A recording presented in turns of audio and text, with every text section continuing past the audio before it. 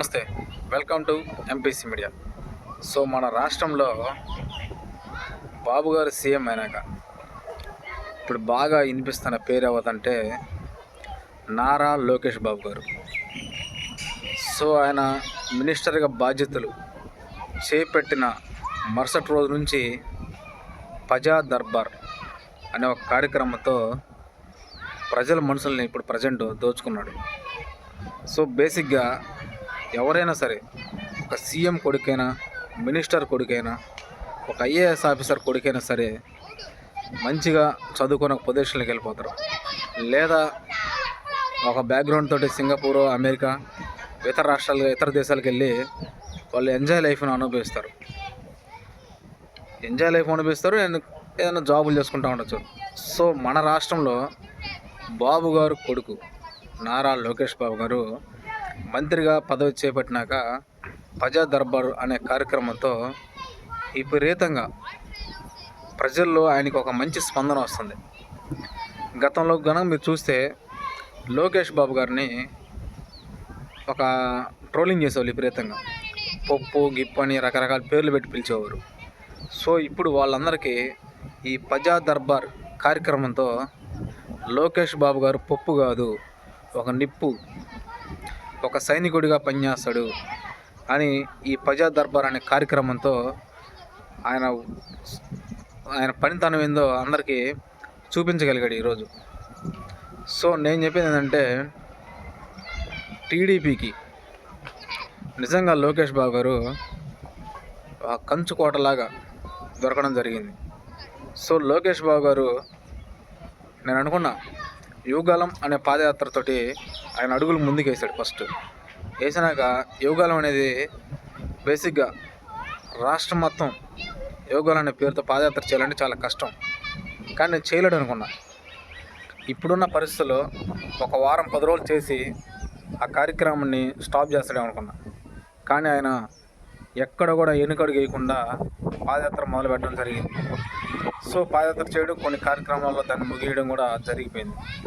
అలాగే ఈరోజు ఈ ప్రజా దర్బార్ అనేది కార్యక్రమాన్ని అసలు ఫేక్ అనుకున్నా. వీళ్ళందరూ సోషల్ మీడియాలో ఫోటోలు పెట్టడం, వీడియో షూట్ షేర్ చేయడం, ఇలా అన్నీ చూస్తాను నేను ఇంకా ఫేక్ ఏమో బాబు అనుకున్నా. కానీ లేదు, ఇది రియల్గా మంగళగిరిలో లోకేష్ బాబు గారికి రోజు ఉదయం పూట కొన్ని వందల మంది వస్తున్నారు. వాళ్ళ సమస్యలను చెప్పుకోవడానికి వేల సంఖ్యలో ఆడికి క్యూ లైన్లో కడుతున్నారు. ఉదయం నుంచే టైం 4 కానీ 5 కానీ భారీ ఎత్తున లైన్లో ఉంటున్నారు. సో లోకేష్ బాబు గారికి నిజంగా సెల్యూట్. ఎందుకంటే నాకు తెలిసి మన రాష్ట్రంలో బాబు గారు సీఎం అయినాక ప్రజా దర్బార్ అనే కార్యక్రమం పెట్టడం అనేది నేను ఇదే ఫస్ట్ టైం చూస్తున్నాను. ఇదే ఫస్ట్ టైం ఒక మినిస్టరు ప్రజా దర్బార్ అనే కార్యక్రమం పెట్టి జనం మధ్యలో ఉండటం అనేది ఇదే ఫస్ట్ టైం.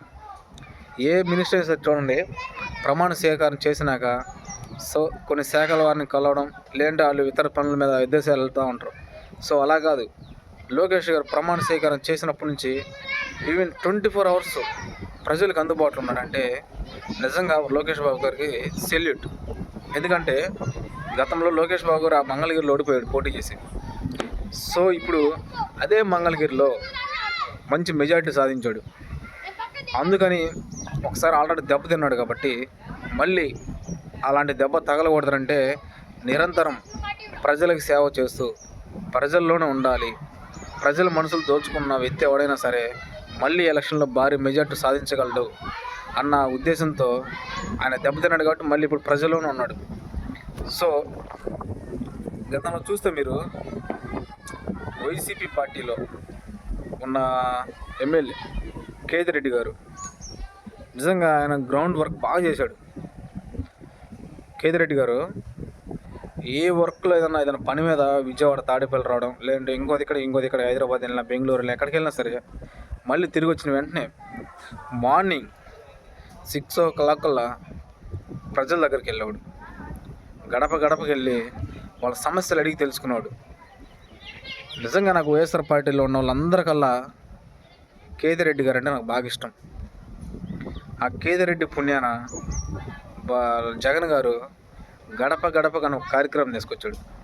నిజంగా చెప్పాలంటే ఫస్ట్ అసలు ఈ ఆలోచన వాళ్ళు ఎవరికి లేదు.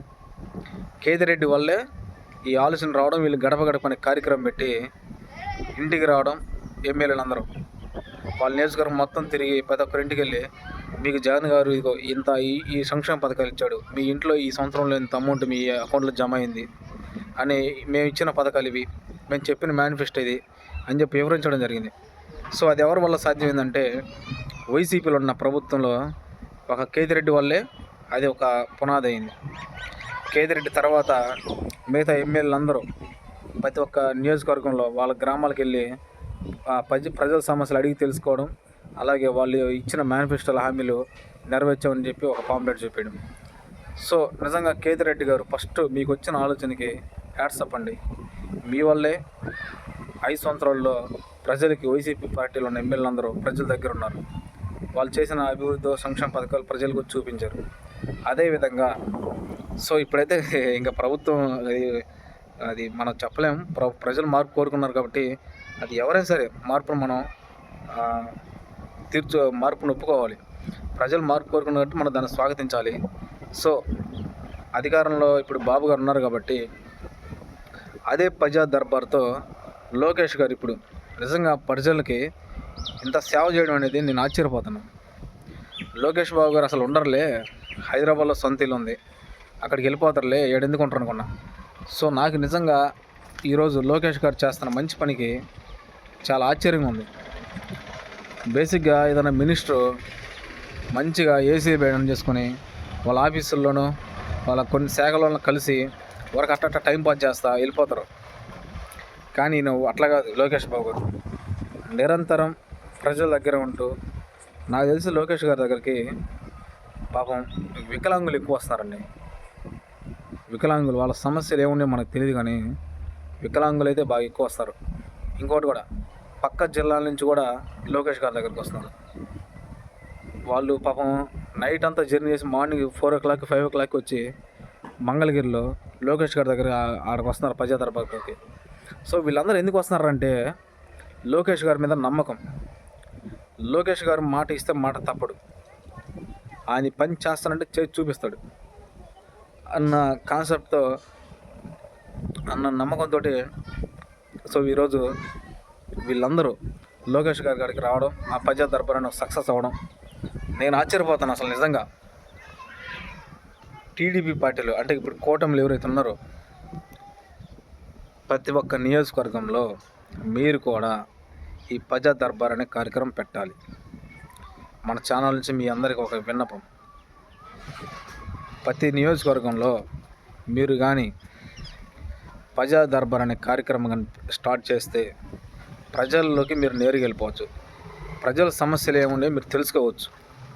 ఇంకా మీరు ప్రజలకు ఎంత సేవ చేయాలి, ఇప్పుడు మనం ఎంత చేసామో ఇంకెంత చేయాలి అనేది మీకు ప్రజల్లో ఒక అవగాహన ఉంటుంది. సో నాకు తెలిసి ఈ ప్రజా దర్బార్ అనే కార్యక్రమం బహుశా ఈ లోకేష్ గారికే సాధ్యమైంది. వేరే వాళ్ళు కూడా ఎవరు పెట్టరనుకుంటున్నాను నేనైతే. ఏ నియోజకవర్గంలో అయితే ఏ ఎమ్మెల్యే అయితే ఈ ప్రజా దర్బార్ అనే కార్యక్రమం మొదలు పెడతారో రేపు 29న జరిగే ఎన్నికల్లో ఆ ఎమ్మెల్యే ఎవరైనా సరే భారీ మెజార్టీ సాధిస్తాడు. భారీ మెజార్టీతో ఇంట్లో కూర్చున్నప్పుడు గెలిచే అవకాశం ఉంటుంది. ఇప్పుడున్న సమయాన్ని బట్టి ప్రజా దర్బార్ అనే కార్యక్రమం పెట్టి ప్రజల్లోకి వెళ్ళిపోతే వేగంగా నెక్స్ట్ ఎలక్షన్లో వాళ్ళు విజయం సాధించే అవకాశం ఉంది 90%. ఎందుకంటే గవర్నమెంటు మేనిఫెస్టోలో ఇచ్చిన హామీలన్నీ నెరవేరిస్తే ఈ ప్రజా దర్బార్ అనే కార్యక్రమం కూడా సక్సెస్ అయిపోతుంది ఆటోమేటిక్గా. హామీలు కానీ నెరవేర్చకపోతే ఈ ప్రజా దర్బార్ చేసి కూడా వేస్ట్, అది కూడా ఒకటి గుర్తుపెట్టుకోవాలి. ఈ ఎమ్మెల్యేలు కూడా గత ప్రభుత్వ హయాంలో కొన్ని మిస్టేక్స్ జరిగినాయో అనేది మనకి ప్రజలకు తెలుసు, ఓట్లు వేసిన వాళ్ళకి. ఎందుకంటే వాళ్ళందరూ ఇప్పుడు మార్పు కోరుకున్నారు కాబట్టి సో వాళ్ళందరికీ తెలుసు ఆ ప్రభుత్వ హయాంలో నష్టం జరిగిందా లాభం జరిగిందనేది. సో నేను చెప్పేది అంటే బాబు గారికి, కూటమిలో ఉన్న ప్రతి ఒక్కరికి ఇప్పుడు మీరు వాళ్ళకి ఒక సలహా ఇవ్వాలి. ప్రతి ఒక్కరిని నియోజకవర్గాల్లో ఉంటూ ప్రజలకు సేవ చేస్తూ ప్రతి ఒక్క గ్రామాన్ని మళ్ళీ పరిశీలించుకోవాలి. ప్రతి ప్రతి ఒక్క గ్రామంలోకి వెళ్ళి వాళ్ళ ప్రజల సమస్యలు తెలుసుకొని వాళ్ళ నియోజకవర్గాల్లో ప్రజా దర్బార్ అనే కార్యక్రమాన్ని మొదలు పెట్టమని చెప్పండి ప్రభు గారు.